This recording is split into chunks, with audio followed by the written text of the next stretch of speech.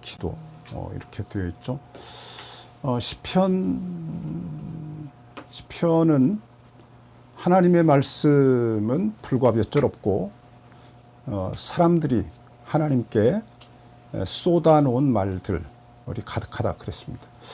시편을 우리가 읽어보면 시편은 우리가 왜 우리의 삶을 한번 놓고 이야기해보죠. 우리의 삶이 좀 안전하고 평화롭게 이렇게 흘러가는 때가 있죠. 안정되게 뭐 큰 무리 없이 저 졸졸졸졸졸 흘러가는 시냇물처럼 이렇게 우리의 삶이 그렇게 조금 무료하다 싶을 만큼 이렇게 흘러갈 때가 있잖아요. 그런데 평화로운 삶을 살아가는 거죠. 안정된 삶을 살아가는 거예요. 그리고 이제 이 삶에 비해서 우리 삶에 갑자기 저 태풍이 필리핀 동쪽에서 막 큰 태풍이 하나 일어나가지고 우리나라를 쑥대밭을 만들고 막 확 훑고 지나가듯이 우리의 인생의 날에도 그런 날들이 갑자기 밀려옵니다. 그렇죠? 그래서 눈앞이 캄캄하고 삶의 어떤 밑바닥, 모서리, 이 시궁창, 수렁으로 마치 이렇게 떠밀려진 것 같은, 그래서 아무리 발을 빼려고 막 몸부림을 쳐도 점점 더 몸부림을 치면 칠수록 우리 몸이 수렁으로 막 늪으로 빠져 들어가는 것처럼 점점 절망적 상황으로 우리의 삶이 내몰릴 때, 그럴 때가 있습니다. 이제 이걸 성경에서 이제 우리 신학자들이 뭐라고 말하냐면 혼돈기라고 합니다. 인생의 혼란기, 인생의 환란의 때, 절망의 날, 위기, 위협이 우리에게 닥쳐왔다. 이렇게 이야기하는 거죠. 우리가 그러잖아요. 목사님 정말 큰일 났어요. 내 인생이 여기에서 끝날 것 같아요. 막 이런 눈앞이 캄캄해요. 목사님 어떻게 해야 하죠? 길이 없어요. 길이. 하늘이 무너졌는데 솟아날 구멍이 없어요. 이렇게 이제 막 다급하게. 목사님 저 좀 위해서 기도해 주세요. 이제 이런 인생의 위험한 날을, 어려운 날을, 위기를 맞았을 때가 있죠. 이 시편은 도대체 누구의 목소리가 담겨 있냐 이렇게 물으면 두 번째 상황입니다. 인생의 위급한 어려운 날, 고난의 날, 환난의 날, 절망의 날을 맞았을 때, 이걸 이제 혼돈이라고 하는 단어로 성경이 표현하고 있는데, 혼돈이잖아요. 혼돈. 이 혼돈이 뭐예요, 여러분? 혼돈. 제가 사전을 찾아보았더니 하늘과 땅이 아직 나뉘어지지 않았을 때, 그걸 혼돈이라고 우리 국어사전에서 그렇게 설명을 하고 있어요. 그러니까 혼돈이 하늘이 없고 땅이 없어요. 말을 이렇게 좀 뒤집어서 생각하면 무엇이 혼돈이냐 이렇게 물으면 하늘과 땅이 붙어버린 거예요. 하늘과 땅이 붙으면 어떻게 돼요? 정말이죠. 그렇죠. 이 세상에 끝이죠. 모든 게 다 없어져 버릴 거 아니에요. 그렇잖아요. 완전히 죽음의 어떤 짙은 먹구름에 이렇게 짓눌려 있는 상태. 그러니까 죽음이 왕노릇하는 세상이에요. 거기는 누가 없냐면 하나님이 없어요. 그러니까 하나님이 없는 세상. 그게 혼돈이에요. 유대인들이 이 혼돈이라고 하는 단어를 어떤 사건으로 설명을 하냐면, 이스라엘 나라가 BC 586년에 바벨론 나라에 의해서 멸망했잖아요. 그들이 와서 막 모든 집마다 전부 다 불을 질러가지고 아주 잿더미를 만들었어요. 그리고 막 수많은 사람들을 그냥 남녀노소 가릴 것 없이 막 찔러 죽였거든요. 아주 끔찍하게 죽였어요. 왜냐하면 자기들이 예루살렘 성을 이렇게 함락할 때 이게 무슨 창칼로 어떻게 해볼 수가 없어요. 워낙 요새에 예루살렘 성이 있으니까 이게 창칼로 어떻게 함락을 시킬 수 있는 성이 아니야. 그래서 어떻게 했냐면 여러 날을 막 포위하고 막 견뎠어요. 막 봄, 여름, 가을, 겨울을 막 견디는 거야. 그러니까 얼마나 약 올라. 약이 막 독이 막 바짝 올랐을 거 아니에요. 그러니까 들어가서 아예 그냥 눈에 보이는 사람은 막 자기들이 죽일 수 있는 가장 비참하고 끔찍한 방법으로 막 죽인 거예요. 그래서 막 예루살렘 성 안이 막 시체로 가득하고 막 유혈이 낭자하고 막 어린아이 뭐 노인 뭐 여자 남자 할 것 없이 막 모두가 다 막 시체로 막 변해버려. 거기 막 불을 질렀어. 그게 혼돈이다라고 구약 성경이 설명을 하고 있어요. 그러니까 우리의 삶이 혼돈에 빠졌다고 우리가 느껴질 때, 그때 하나님께 쏟아놓은 하나님을 믿는 하나님의 백성들의 소리, 울부짖음, 넋두리, 뭐 원망과 불평을 넘어서서 막 거침없이 쏟아내는 막 말들, 사나운 말들 있잖아요. 하나님 정말 살아계세요? 막 이런 말. 그러니까 이 시편을 읽어보면 이게 절제된 언어, 경건한 언어, 신앙적인 언어라고 우리가 보통 규정하고 있는 이런 아름다운 말들이 없어요. 다 사납고 거칠고 막 투박하고 그냥 입에서 나오는 대로 그냥 막 부르짖는 거야. 우리가 한번 생각을 해보면 돼요. 우리가 예루살렘 성이 멸망하던 그 상황 속으로 내가 좀 들어가서 보는 거예요. 그러면 내 자식이 막 죽어요. 막 창에 찔려서 죽여요. 그 바벨론 사람들이 어린아이들을 막 이 창에 꽂아가지고 막 흔들면서 막 원수를 갚았다고. 막 이 좋아했대요. 내 아내가 막 유린을 당해요. 막 끔찍하다니까. 이런 상황이 우리 눈앞에 펼쳐졌어. 그 상황에서 내가 하나님께 쏟아내는 말이야. 그게 뭐 시편의 기도의 언어예요. 그게. 그래서 우리가 시편에서는 시편을 읽을 때는 있는 그대로 읽어야 돼요. 이렇게 영적으로 무슨 뭐 해석해서 읽고 이 거친 언어들을 그냥 그래도 좀 내가 믿음의 언어로 이렇게 가다듬어서 읽고 이러면 시편은 우리에게 죽은 기도가 되는 거예요. 한번 우리가 시편 한 편 읽어보죠. 88편이 있는데 시편 88편. 제가 이게 우리 성경으로 읽으니까 좀 어렵더라고요. 그래서 좀 쉽게 번역이 된 표준 세번역을 제가 읽을 테니까 여러분은 그냥 그 성경으로 읽으면서 한번 따라와 보세요. 자, 10절부터 읽어보죠. 10절. 88편 10절입니다. 주님, 죽은 사람에게 기적을 베푸시렵니까? 그러니까 지금 자기가 이 시인이 어느 상황에 있어요? 지금 숨을 마지막 꼴딱꼴딱 쉬고 있는 거야. 그러면서 하나님께 뭐해? 기도해. 뭐라고? 하나님, 내가 죽으면 어떻게 된다고? 내가 죽으면 그때 기적을 베풀 거냐고. 나를 살려주시려면 언제 살려야 돼? 아직 숨이 붙어 있을 때 살려줘야지. 왜 하나님 눈 끄먹끄먹하고 가만히 계시냐? 지금 그 말이에요. 그러니까 이 사람 지금 마음이 하나님께 굉장히 불쾌해요. 약올라 있어요. 화나 있다니까. 주님, 죽은 사람에게 기적을 베푸시렵니까? 혼백이 일어나서 주님을 찬양할 수 있겠습니까? 혼백이 뭐예요? 죽은 다음에 그 영혼이, 숨이 끊어지면 내 영혼이 일어나서 주님 찬양할 수 있습니까? 찬양을 언제 해요? 우리가 하나님께 찬양을 하면 살아있을 때 하는 거지. 그렇잖아. 죽어서 내가 영혼이 하나님께 찬양한들 그것이 무슨 주님께 유익이 되겠냐. 그러니까 나를 살려주려면 언제 살려줘라? 지금 빨리 살려줘라. 굉장히 다급해요. 굉장히 막 다급하다니까. 11절. 무덤에서 주님의 사랑을, 죽은 자의 세계에서 주님의 성실하심을 이야기할 수 있겠습니까? 무덤 속에 들어간 사람이 주님의 사랑을 이야기하고, 죽은 자들 가운데로 들어간 사람이 하나님의 성실하심, 신실하심을 이야기할 수 있겠습니까? 우리 하나님은 정말 하신 약속을, 당신이 하신 약속은 어떤 상황에서라도 반드시 지키고야 마라. 그러니까 우리 하나님은 믿을 수 있는 분이야 라고 하는 이 믿음의 고백을 죽어가지고 저 죽은 사람들 음부의 세계에 들어갔다고 그래요. 구약에서는. 지옥이라고 말하지 않아요. 죽은 사람들이 살고 있는 세계가 있어요. 구약 성경에서는 사람이 죄를 저지른 사람만 음부로 가는 게 아니라 착한 사람이든 죽은 사람이든 다 죽으면 죽은 사람들의 세계, 그걸 지하 세계라고 그래. 그 세계로 다 들어가. 근데 그 세계에 들어가 가지고 죽은 사람이 거기서 하나님의 사랑을 이야기한들 무슨 의미가 있겠냐.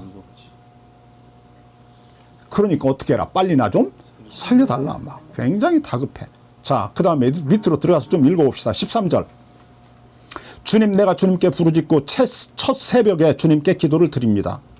자기가 지금 부르짖는 거야. 막 새벽에 눈 뜨자마자 막 하나님께 기도 드리는 거지. 주님, 어찌하여 주님은 나를 뭐라고 그래? 버리셨냐고 그러는 거야. 어찌하여 주님은 나를 버리셨습니까? 14절. 주님의 얼굴을 왜 내게 감추십니까? 15절. 나는 어려서부터 고통을 겪었고 지금까지 죽음의 문턱에서 살아온 몸입니다. 그러니까 이게 태어나서 죽는 날까지 이 사람은 늘 삶의 장소가 어디야? 죽음의 문턱이야. 거기서 살았어 평생을. 그러니까 얼마나 자기가 불쌍하냐 그 말이에요. 하나님은 내가 불쌍하지도 않냐 이거지. 어떻게 그렇게 매정하시냐 막 이렇게 막 하나님께 막 해퍼붓는 거예요.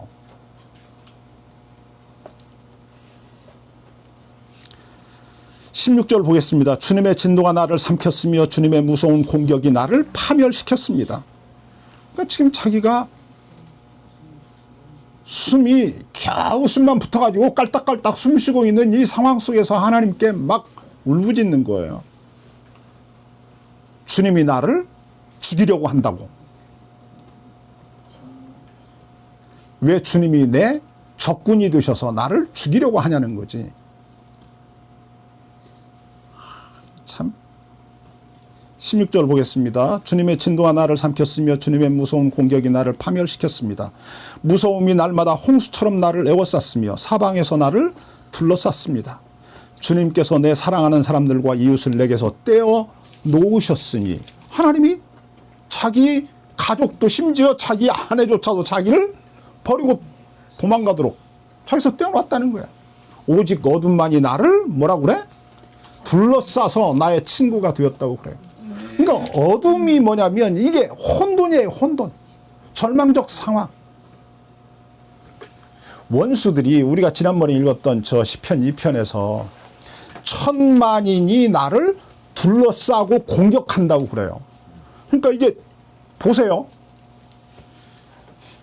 나는 어린아이야. 이제 겨우 발걸음을 떼. 그런데 동네에서 가장 힘이 센 놈이 나쁜 놈이 나를 막 쥐패. 그 한 사람도 내가 감당을 하기가 어려운데 그런 나쁜 깡패들이 한 1000만 명쯤 모여가지고 나를 막 공격해. 그런데 하나님은 가만히 있어. 내가 느끼기에 그렇게 느껴져. 언제? 환난 날에. 내 인생이 혼돈에 빠졌을 때. 내 삶이 막 뒤집어져 버렸어. 하늘이 땅이 되고 땅이 하늘이 되어버렸어. 그런데 내가 천지사방을 둘러봐도 하늘에도 땅에도 내 주변에도 그 어느 곳에도 나를 도와줄 수 있는 사람이 아무도 없어. 내 친구가 없어. 심지어 내 아내가 나를 버리고 도망갔어. 뭐라고 그래? 너 하나님 저주하고 죽어라 이러고 도망갔다니까.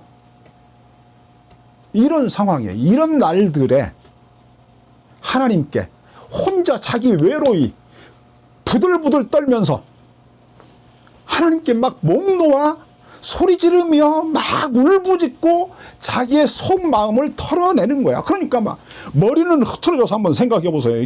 시편에서 기도하는 사람들이 우리처럼 이렇게 뭐 옷 잘 입고 이렇게 나와서 점잖게 하나님 아버지 이런 기도하는 게 아니에요. 시편에서 기도하는 사람들은 막 뭐 땀이 목욕을 해가지고 막 눈물 콧물이 막 얼굴을 막 옷자락을 다 막 적셔서 우리가 제정신 가진 사람이 이렇게 슬쩍 지나가다 쳐다만 봐도 막 우리 속에서 안쓰러움이 일어나서 아이고 저 사람 좀 도와줘야지 라고 하는 수준에 있지 않다니까. 그것을 넘어서 버렸어요. 내가 보면 막 구역질이나 막 너무 지저분해 막 너무 추해. 땀이 나 이 머리가 얼굴을 다 뒤덮고 막 얼굴은 얼마나 고통으로 일그러졌는지 막 저 구겨진 종이 휴지통에 들어간 우리가 구겨서 왜 이게 종이 이렇게 뭐 글 쓰다가 나중에 쓸모없으면 이게 막 구겨가지고 휴지통에 집어넣잖아요. 그 휴지만큼 막 우리 얼굴은 막 일그러졌어. 견디지 못해서 너무 두려워서 무서워서 이 절망적 상황에 아무도 내 옆에 없다니까. 어느 누구도 나를 도와주려는 사람이 없어. 심지어 나를 비웃고 뭐라고 말하냐면, 야, 내가 도와주지 않아도 저 사람은 하나님이 도와줄 거야. 왜냐하면 저 사람은 하나님 잘 믿잖아. 이 말이 그들이 나를 좋게 평가하며 하는 말이 아니라 비웃는 말이에요. 내가 저 사람 안 도와줘도 돼. 야, 우리가 저 사람 도와주지 않아도 돼. 내버려 둬. 그래도 저 사람은 구원을 얻을 거야. 왜? 그가 늘 하나님을 뭐 평소에 얼마나 열심히 믿는다고 그랬어. 그러니까 하나님이 도와주겠지. 근데 속으로 그들이 뭐라고 말해요? 그러면서 말해. 하나님도 저를 버렸다. 이렇게 말해. 이런 상황에 내던져진 사람들이야. 그 사람들이 하나님께 그 상황에서 무슨 뭐 하나님 앞에 예의를 차리고 내가 이런 말을 하면 하나님께 불경스럽게 들리겠지, 이런 생각하는 게 아니에요. 지금 뭐 죽어가는데 무슨, 내 자식이 지금 막 창에 찔려서 막 피를 흘리면서 막 이게 죽어가는데 아우성을 지르며 죽어가는 그 상황에서 무슨 하나님께 예의 바른 말을 어디 해요. 그런 거 없다니까. 거침없이 쏟아내는 거야. 막 울부짖는 거야. 하나님 도대체 어디 계십니까? 우리가 오늘 사편 읽었는데 여기서도 이런 말을 해요. 하나님 일어나시라고 그러잖아요. 이게 보세요. 여러분 보세요. 하나님 보고 우리가 일어나라고 그래요. 이게 일어나라는 말이 뭐예요? 하나님 지금 잠자고 있다고 그러는 거예요. 하나님 잠자고 있냐는 거죠. 도대체 어떻게 하나님 이렇게 무정하냐는 거야. 그래서 이 시편이 우리 기독교 지나온 2000년 역사 속에서 가장 많은 신자들로부터 사랑을 받고 이 혼란과 그 삶의 위기와 절망적인 그 어떤 나락으로 막 내몰렸던 그 신자들이 성경에서 다른 성경을 찾는 게 아니라 시편을 찾았어요.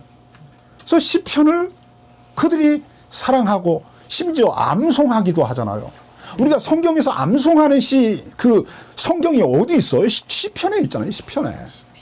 그렇잖아요. 여호와는 나의 목자시니 내가 부족함이 없으리로다. 이 시편은요, 저 유럽과 미국인들에게는, 유럽에 살고 미국에 살고 있는 사람들에게는 그들이 이 세상과 하지가는 마지막 순간에 듣게 되는 하나님의 말씀이에요.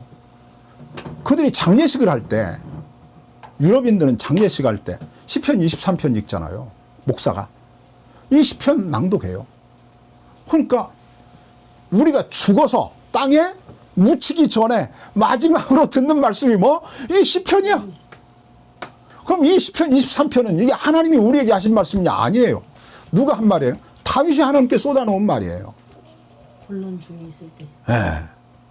이 사람이 이제 우리가 시편 23편 보면 굉장히 뭐라고 그래요? 목가적이라고 그러는데 이제 이거 뭐라고 그래? 문학자들이, 학자들이 목가적, 뭐라고 그래? 이게 평화로운 시골 어떤 풍경을 우리가 이렇게 그리게 되잖아요. 푸른 초장, 잔잔한 물가로 하나님이 우리를 인도하시니까 얼마나 평화로워. 그렇잖아. 얼마나 행복해. 부족함이 없지. 그런데 그 시편이 그렇게 흘러가느냐? 아니에요. 하나님이 원수 앞에서 내게 진수성찬을 차린다는 거야. 그러니까 지금 내가 어디 있어? 원수들이 나를 둘러싸고 있어. 몇 명이? 1000만 명이 둘러싸고 있다니까.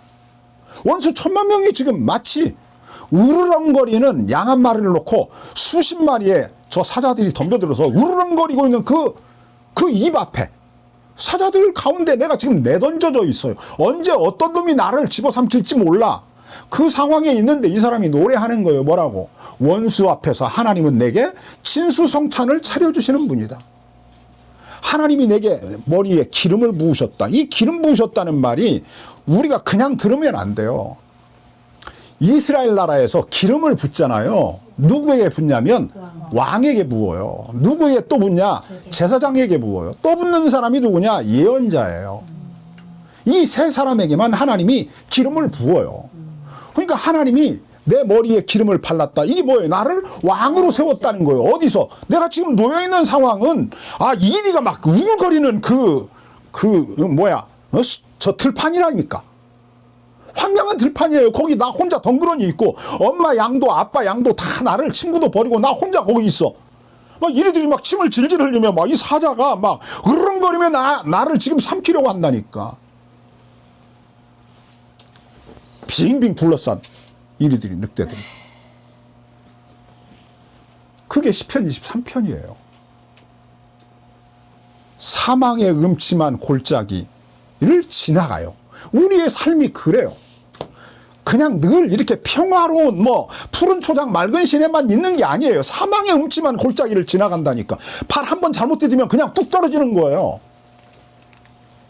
마지막 숨을 꼴딱꼴딱 내쉬면서 산소가 다 떨어진 어항 속에서 물고기가 입을 막 물 밖으로 내놓고 꼴깍꼴깍 이러고 있잖아요. 그 상황에 우리가 놓여 있는 거예요. 한 믿음의 선배가 그래서 시편에 나오는 믿음의 선배들, 시편의 노래를 부른 우리 믿음의 선배들은 다 칼날 위에 서 있는 사람들이다. 그랬어. 그러니까 칼날 위에 서서 부른 노래들이에요, 이게. 칼날 위에 섰으니 그 발이 어떻게 되겠어요? 피가 줄줄 흐르는 거예요.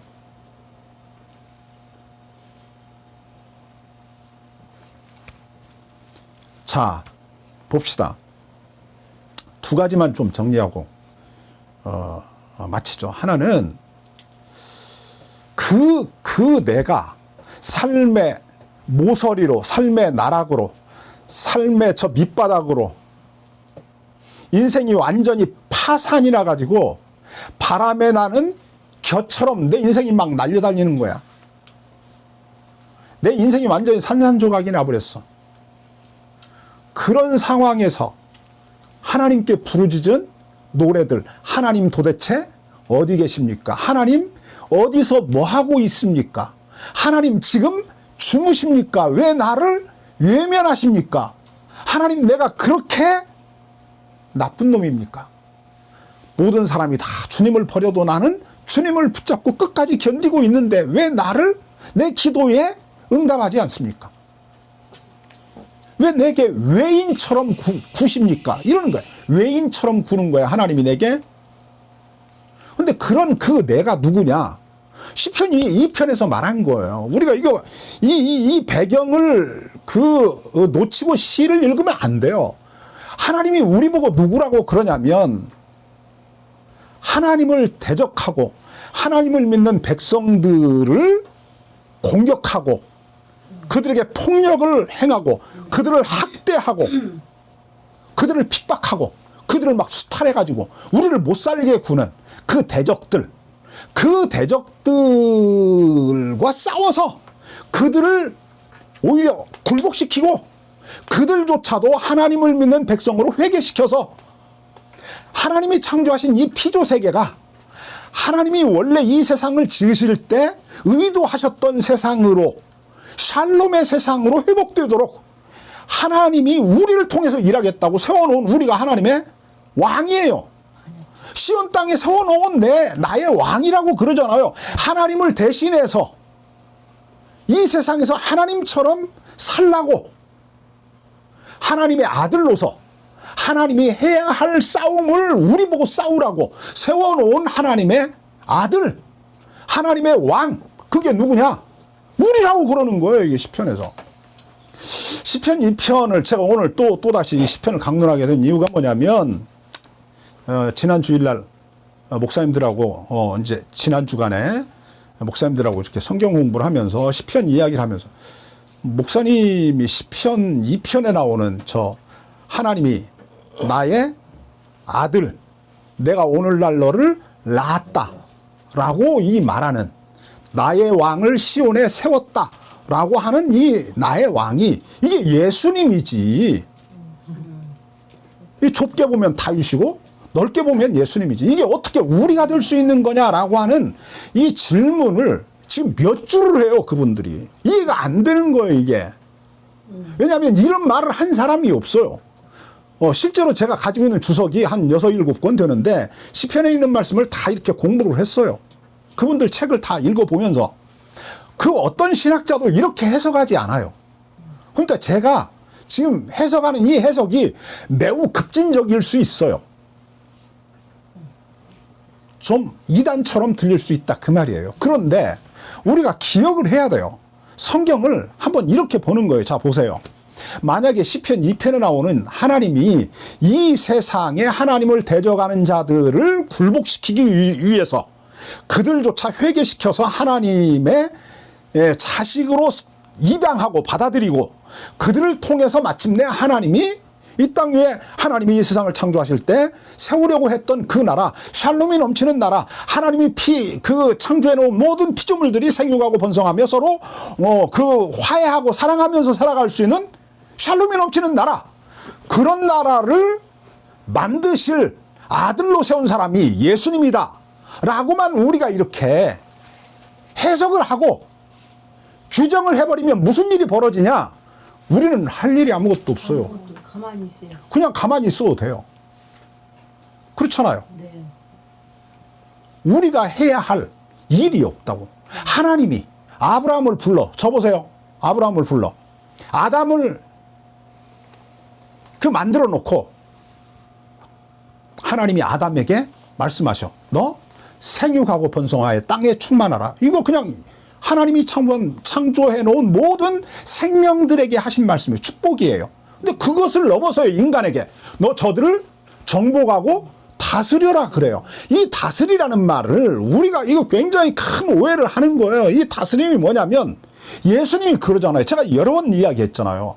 예수님이 세상에 오셔서 뭐라고 그래요? 내가 섬김을 받으려 온 것이 아니라 섬기러 왔다고 그러잖아요. 그러니까 이 다스린다는 말을 오해하면 안 돼요. 내가 힘없는 사람들을 전부 다 내 발 아래 두고 그들로부터 섬김을 받는 것을 내가 다스리는 거다라고 생각하면 이건 세속적 의미의 윤석열이에요. 그 개자식 아니야 그거. 그렇잖아요. 네. 온 백성들로부터 지가 섬김을 받아. 왕노릇 또 가만히 보니까 이놈이 왕노릇을 하는데 지가 하는 게 아니라 이 마누라? 귀신 들린 귀신. 점쟁이 무당 마누라가 다 이거 중요한 국가의 공무원들을 다 그 여자가 임명을 하고 있는 것 같아요. 그런 느낌이 들어요. 아직 뭐 확신은 아니니까 잘못 말했다 또 이거 누가 고소할라. 그런 느낌이 자꾸 들어요. 들어요. 여러분,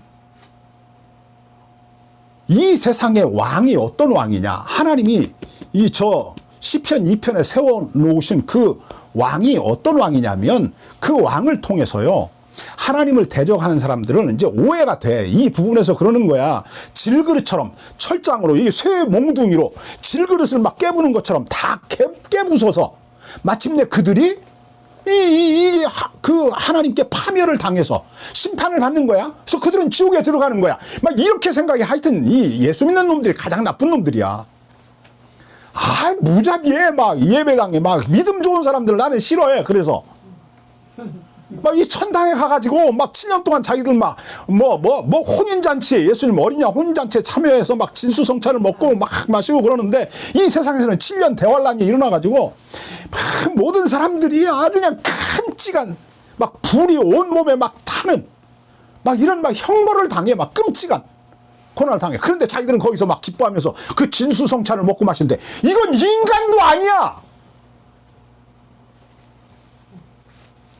아니 조금의 하나님이 우리 모든 인간에게 주신 하나님의 성품 동정심이라고 하는 것이 아주 눈곱만큼이라도 있으면 거기서 그거 먹으라고 잔치 차려놓고 먹으라고 하면 먹겠어요? 오히려 통곡하며 눈물 흘리며 저들을 위해서 기도하죠. 그러잖아요. 그런데 그래서 어떤 목사님 사모님은 굉장히 아주 그냥 열렬히 막 자식들에게 이걸 가르치는 거야. 막 이게 7년 대환란이 오면 우리는 혼인잔치에 참여하고 세상을 내려다보면 그들이 받는 고통을 견딜 수가 없어서 그 박해를 견딜 수가 없어서 막 이를 얼마나 갈았는지 막 잇몸에서 막 피가 줄줄 흘러. 막 그런 고통을 당해. 그런 그 세상을 바라보면서 우리는 주님과 함께 7년 동안 혼인잔치에 참여해서 막 진수성찬을 먹고 마실 것이다. 세상에 이런 괴물이 하나님이 아브라함을 부르시고 말씀하십니다. 뭐라고 그러냐면 내가 너를 통해서 천하 모든 만민을 구원하겠다, 복주겠다고 그럽니다. 그러니까 그 아브라함에게 하나님이 그런 사명을 주셨다고 하는 것이 뭘 의미하냐면 그 아브라함에게 부름을 받고 그 아브라함이 믿었던 하나님을 우리가 믿고 있잖아요. 그렇다면 아브라함 안에 누가 있는 거냐? 우리가 있는 거예요. 우리가. 하나님이 아담 보고 그러잖아. 하나님이 창조해 놓은 피조 세계를 하나님의 뜻대로 다스리라고, 사랑으로 다스리라고. 저들을, 모든 피조물을 존중하면서 좀 그들을 사랑하면서 귀히 여기면서 보살피고 다스리라고 그러잖아. 그래서 그들이 더 새끼를 더 잘 낳고 더 행복을 누리며 살아갈 수 있도록. 이리와 어린아이가 저 독사굴에 손을 넣고 이리와 저 어린 양이 함께 놀고 사자와 어린 양이 함께 노는 그런 세상을 만들으라고 그러잖아요. 우리 보고. 그거 하라고 아담을 지으시고 그거 하라고 아브라함을 부르신 거라니까. 이거 이해가 이렇게 안 되나? 그렇다면 하나님이 시편 2편에서 하나님을 대적하는, 하나님을 거스리는, 하나님께 자꾸 반역하면서 뭐가 되겠다는 거야? 하나님을 하나님의 자리에서 끌어내리고 우리가 그 자리에 앉아서 우리가 하나님 노릇하겠다는 거예요. 이 세상이 그렇다고, 우리가 살아가는 세상이 그렇다고. 그런 사람들이 많아요. 하나님을 온전히 믿고 하나님의 뜻대로 뭐 공평과 정의와 자비를 행하며 살아가는 사람 없어요. 없어. 거의 없다니까. 심지어 김상한 목사 우리가 알잖아요. 우리나라에서 가장 큰 예배당을 세워가지고 그 예배당의 목사 도대체 뭐 1년 연봉이 얼마나 되는지 정확하게 아마 아는 사람이 아무도 없을 거예요. 월급은 월급이고 매달 받는 뭐 판공비가 얼마인지 뭐 이거 상상을 못 한다고 그래요. 그런 예배당을 지 아들에게 물려주냐? 그거 개새끼 아니야, 그거. 이 독사들이 어디 있냐면 이 교회 안에, 예배당 안에, 한국교회 저 큰 대형교회 안에 다 독사들이 있다니까.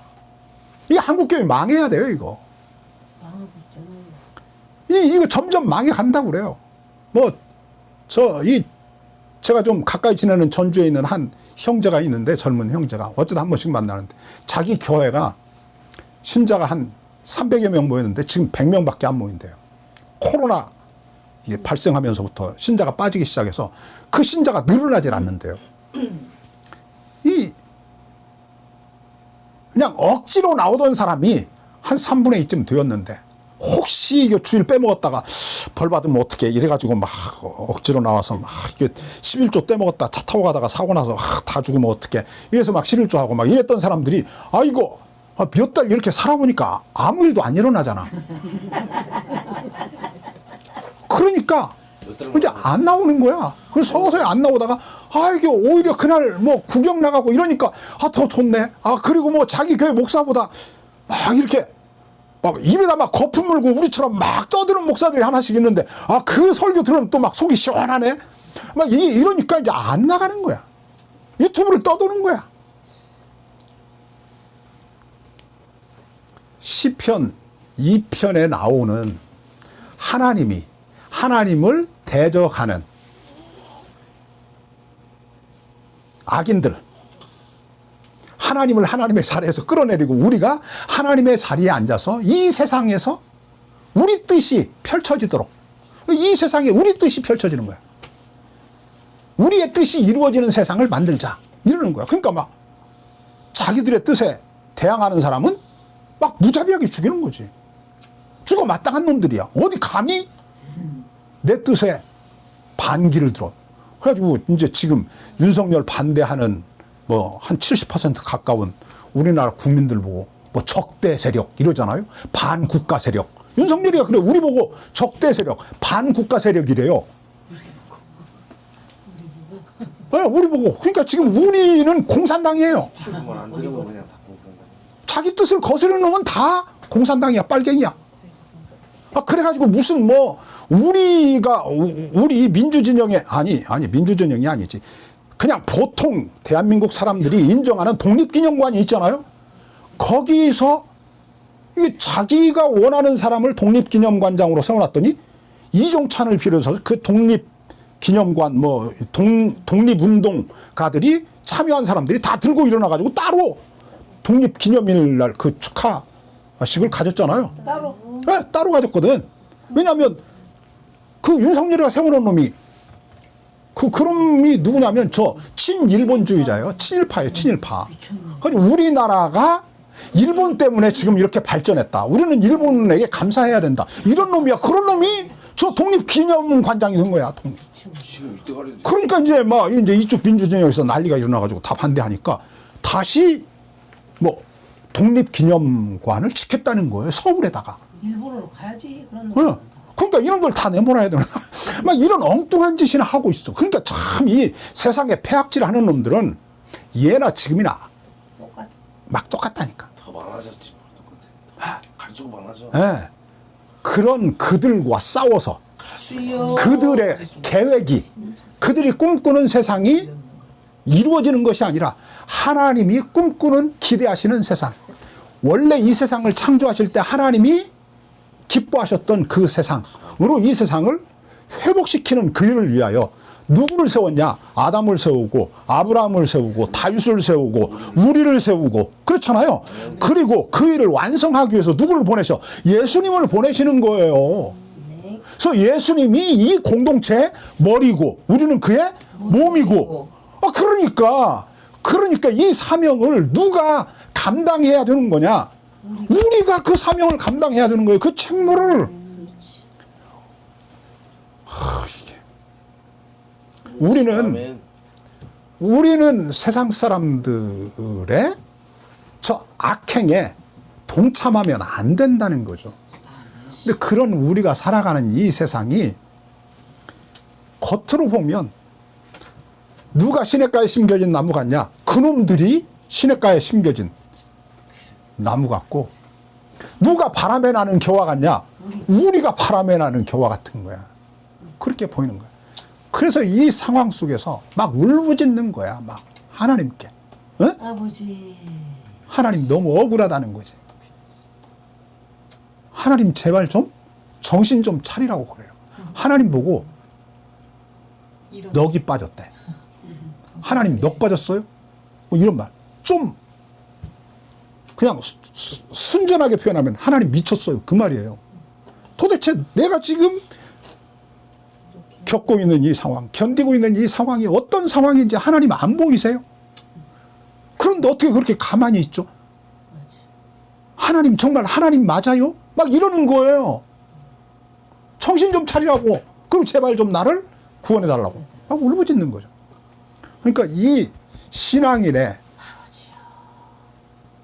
갈등과 긴장과 괴로움과 슬픔, 아픔, 눈물이 어디 있냐면 하나님이 나를 왕으로 세웠다며. 근데 왜 내 인생이 이래? 하나님이 지금 나하고 함께 하고 있다며. 그런데 왜 내 삶이 이러냐는 거예요. 거기서 오는 긴장이 왕으로 세움을 입었다는데 내가 발을 딛고 있는 현실은 바람에 나는 겨와 같은 악인이 받아야 될 심판을 받고 있는 것 같은 상황이야.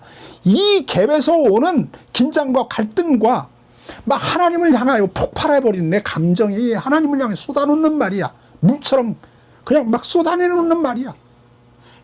하나님 제발 나를 버리지 말아달라는 거지. 이 사람이요. 자 보세요. 이 부분만 이야기합시다.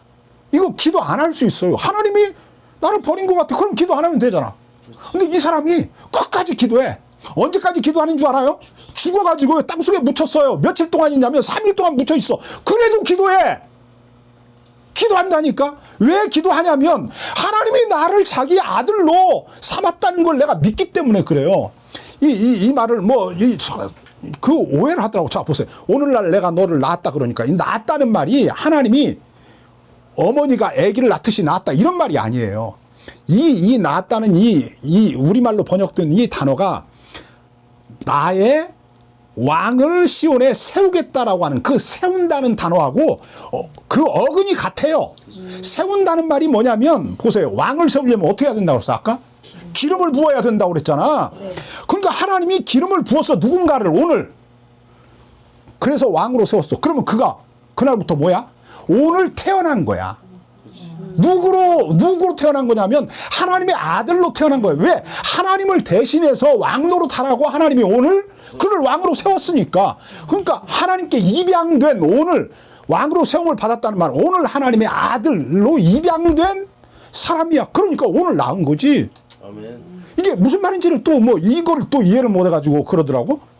자, 하나님이 우리를 그렇게 낳아놓은 아들이라는 걸 내가 믿어. 그 진리를 내가 믿는다니까. 하나님이 어떤 분인가를 내가 알고, 그분을 내가 믿어. 그분이 나를 이 세상을 하나님이 창조 목적을 완성하려고 나를 자기 아들로 세웠다는 이 사실을 내가 믿어. 믿으니까 이게 기도가 안 멈춰지는 거야. 그분이 지금 나하고 함께하고 있잖아, 이 공간에. 그분도 지금 아파하고 있다고. 내가 당하는 모든 고난을 그분도 받고 있다니까. 그런데 그분이 견뎌. 왜 견딜까? 그게 나에게 지금은 고통과 괴로움과 눈물과 탄식과 막 죽고 싶은 마음밖에 없지만 그것이 내게 필요하니까 그런 거예요. 최소한 시편에서 우리에게 하는 말을 들어야 돼. 시편의 시인들이 왜 기도하는가? 그들은 왜 죽어서도 기도하는가? 땅속에 묻혀서도 그들은 왜 기도하는가? 희망이 있으니까 그런 거야. 하나님이 어떤 분이야? 흙으로 그냥 불들을 뭉쳐놓고 생기를 훅 불어넣으니까, 하나님의 형상을 불어넣으니까 우리가 사람이 되었잖아. 아브라함이 100세가 되어서 이제 애 낳을 소망이 완전히 끊어졌잖아. 이게 하늘이 무너졌어. 솟아날 구멍 없다니까. 바늘만큼도 없어. 애 낳을 가능성 없다니까. 다 모든 문이 닫혔어. 그런데 아들 주잖아. 어떻게 줘? 막 하나님 막 며칠 동안 막 땀 흘리고 막 힘쓰고 막 애써가지고 겨우 어떻게 아들 하나 줘. 이런 거 아니야. 그냥 줘. 하나님이 혼돈 하늘과 땅이 다 붙어 있었다니까. 온 세상이 어둠으로 캄캄해. 절망이야. 절대적 절망. 희망 없어. 그 상황에서 그 누구도 희망을 노래할 수 있는 사람 아무도 없어. 희망을 꿈꿀 수 있는 사람 아무도 없어. 그런데 하나님이 그 세상 보면서 말씀하잖아. 뭐라고? 빛이 있으라. 그 빛이 나오잖아. 우리 하나님 그런 분이라니까. 그러니까 내가 땅속에 묻혀도 묻힌 게 아니야. 우리의 마지막은 패배가 아니라고. 시편의 시인들이 노래하는 거야. 내 마지막은 패배가 아니라는 거야. 나는 마지막 순간에 패배하고 내 인생이 끝나는 그런 사람으로 부름을 받은 게 아니라는 거야. 하나님이 반드시 나를 살릴 거라는 거지. 이 믿음이 그로 하여금 울부짖게 하는 거야. 아멘. 죽어가는 순간에도 막 하나님을 향해서 울부짖는 거야. 그러니까 이 울부짖는 것이 이게 불신앙이 아니야. 울부짖지 않는 게 불신앙이야. 포기해버리는 게 불신앙이라고. 내가 직면하고 있는 상황이 어떤 상황이든지 나를 위협하는 사람이 아무리 큰 권력과 힘과 능력을 가진 사람이라고 하더라도 그 사람 앞에 우리는 당당히 노래하는 거야. 마지막에 패배자는 너다. 내가 마지막에 패배자가 아니다. 너는 결코 나를 이길 수 없다. 왜? 하나님이 나를 다시 일으켜 세울 것이니까. 아멘. 내가 죽어서 무덤에 들어가도 하나님이 며칠 만에 3일 만에 다시 일으키잖아. 그 예수님의 부활 사건이 그걸 말한다니까. 우리의 마지막은 뭐다? 죽음이 아니다. 우리는 죽음도 이긴다. 죽음도 우리를 이기지 못한다. 이게 신들이 우리에게 가르쳐주는 하나님의 음성이에요. 너 이 진리를 믿어라. 그리고 지금 뭐 해라? 울부짖으라는 거야. 그 하나님을 향해서. 울부짖는 게 뭐야? 그게 숨 쉬는 거라니까. 그게 기도라고. 기도가 왜 호흡이라고 그래? 숨이 깔딱깔딱 하는 하나님을 붙잡고 소리 지르는 거야. 부들부들 떨며 소리 지르는 거라고. 그게 기도야.